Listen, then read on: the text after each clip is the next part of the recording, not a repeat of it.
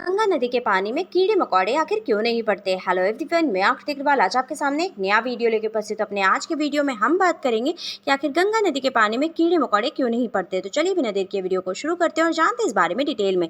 क्या आप जानते हैं कि वो कौन सी नदी है जिसे सबसे ज्यादा पवित्र माना जाता है। इस नदी में चाहे अस्थियां बहा दी जाए या फिर लाशें, इस पानी में कुछ भी बदलाव देखने को नहीं मिलता और इस नदी का पानी कभी भी अशुद्ध नहीं होता। आखिर इस नदी के पानी में ऐसी कौन सी चीजें पाई जाती हैं जो सालों तक रखने के बावजूद भी इस पानी में कभी भी कीड़े मकोड़े नहीं पड़ते।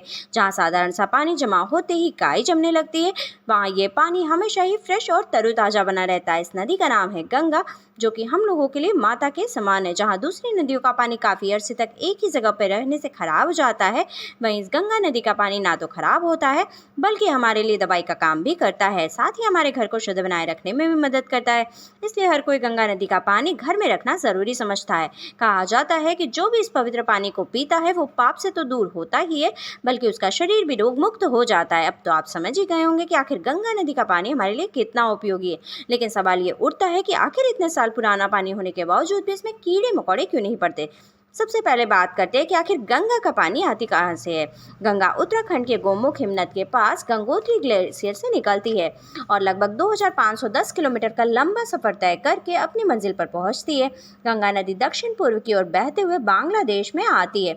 यहाँ पर गंगा नदी को पद्मा नाम से भी जाना जाता है। ऐसे ही गंगा नदी पश्चिम बंगाल में एक डेल्टा का निर्माण करती है। गंगा का पानी गंगोत्री के पिघलने से निकलता है। ये एक पहाड़ी इलाका है, इसलिए यहाँ वातावरण बहुत ही साफ और स्वच्छ बना रहता है। साथ ही यहाँ पर पेड़ों की संख्या भी ज्यादा है, जो इस पानी को साफ बनाए रखने में काफी मदद करती है। वैज्ञानिकों के मुताबिक ऐसा बताया जा रहा है कि जब गंगा का पानी अपने मंजिल के लिए निकलता है तो सीधे सीधे अपनी मंजिल तय नहीं करता, बल्कि रास्ते में बहुत सारी चीजों का सामना करते हुए आता है। जैसे पहाड़ी इलाका होने की वजह से जब यह पानी हिमालय से नीचे आता है तो बहुत तरीके की मिट्टी, खनिज और जड़ी बूटियों से मिल जाता है और ये सभी चीज़ें कुछ हद तक इस पानी में शामिल हो जाती हैं। इन्हीं सब के असर से गंगा का पानी जल्दी खराब नहीं होता। ये जड़ी बूटियाँ बहुत ही ज़्यादा फायदेमंद होती है। यही कारण है कि गंगा के पानी में मिलने पर हमारे शरीर को एक स्वस्थ और तंदुरुस्त बनाए रखती हैं। आईआईटी रुड़की में पर्यावरण विज्ञान के रिटायर्ड ऑफिसर, जिनका नाम था देवेंद्र स्वरूप भार्गव, इन्होंने गंगा पर बहुत ही ज़्यादा गहन रिसर्च की थी। तब जाकर इन्हें गंगा के पानी का राज मालूम हुआ। इस पानी पर रिसर्च करने के बाद ये पता चला कि नदी की तलहटी में ही गंगा को साफ करने वाले खास तत्व मौजूद होते हैं, जो पानी को कभी भी दूषित होने नहीं देते। साथ ही ये भी बताया गया कि गंगा नदी के पानी में बहुत सारी खासियत देखने को मिलती है, जिससे गंगा नदी जल में वातावरण से ऑक्सीजन को अपने अंदर सोखने की जबरदस्त क्वालिटी रखती है, जबकि ये नदी ज्यादातर जगहों पर देखने को नहीं मिलती। प्रोफेसर भार्गव का ये कहना है कि गंगा कोई साधारण नदी नहीं है, बल्कि अपनी खासियत की वजह से ही पूरी दुनिया में जानी जाती है। गंगा के पानी में खराबी और गंदगी को सोखने की क्षमता 15 से 20 गुना ज्यादा होती है। इसके अलावा गंगा नदी का बहाव भी काफी तेज होता है। आपको बता दें कि गंगा नदी 1 किलोमीटर के बहाव में जितनी मात्रा में गंदगी को साफ करते हुए आती है, दूसरी नदियां इतनी ज्यादा गंदगी को करीबन 15 से 20 किलोमीटर तक के बहाव में साफ करती है। यही वजह है कि दूसरी नदियों का जल अशुद्ध हो जाता है और कुछ ही समय में उसमें कीड़े पड़ने शुरू हो जाते हैं। अगर बात करें गंगा नदी के पवित्रता की, तो इसमें कीड़े ना पड़ने के पीछे कौन सा रहस्य छुपा हुआ है। गंगा के पानी की जितनी भी तारीफ करें उतनी कम है। इस राज के बारे में जानकर इंसान तो हैरान होते ही है, साथ ही जब वैज्ञानिकों को इस नदी के पानी के बारे में पता चलता है तो वो भी इसकी असलियत जानकर हैरान हो जाते हैं। हर किसी का एक ही सवाल होता है कि आखिर इस पानी में ऐसी कौन से तत्व शामिल हैं जो इस पानी में कीड़े का जन्म नहीं होता।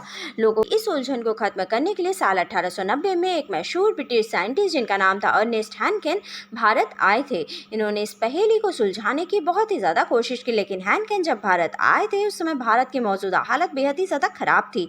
उसमें भारत में हैजा फैला हुआ था और बहुत ही कम इंसान ऐसे थे जो इस महामारी में ना फंसे हों।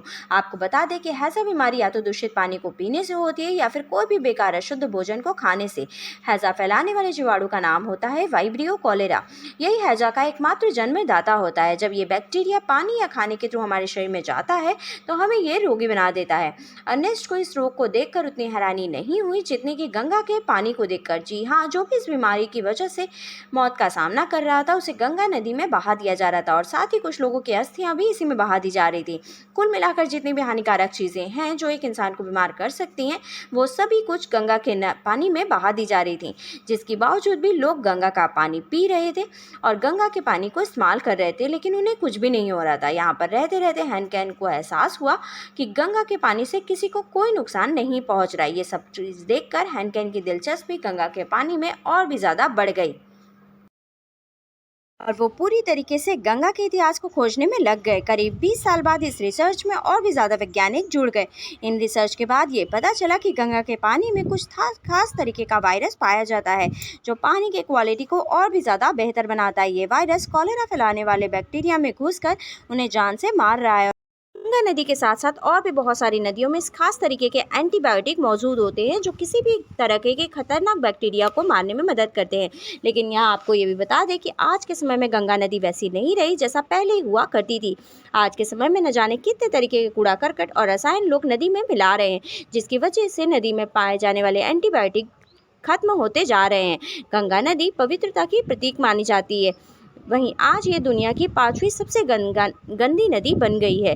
इसी के चलते अभी कुछ समय पहले साल 2018 में जीडी अग्रवाल ने गंगा की शुद्धता और इसकी साफ सफाई के लिए अनशन भी किया था। ये 111 दिन तक यहीं गंगा के किनारे अनशन पर बैठे रहे और ऐसे ही बैठे बैठे इस दुनिया से रवाना हो गए। सरकार गंदगी की सफाई के लिए बहुत सारे कदम उठाती है, लेकिन फिर भी यहाँ पर कुछ खास बदलाव देखने को नहीं मिलता। बल्कि गंगा नदी में होने वाली गंदगी के लिए कोई और जिम्मेदार नहीं है, बल्कि यहाँ की 40% आबादी ही इसे गंदा बनाती है। अगर गंगा नदी को पहले की तरह साफ और स्वच्छ बनाना है तो हमें ही गंदगी पर रोक लगाना होगा। आपकी इस बात पर क्या राय है, हमें कमेंट करके ज़रूर बताइएगा और साथ ही ये भी बताइएगा कि हम सब इसके लिए क्या कर सकते हैं। हमारी वीडियो कैसे लगी ये भी कमेंट करके ज़रूर बताइएगा। आज के वीडियो में बस इतना ही। For more such interesting video like and subscribe my channel.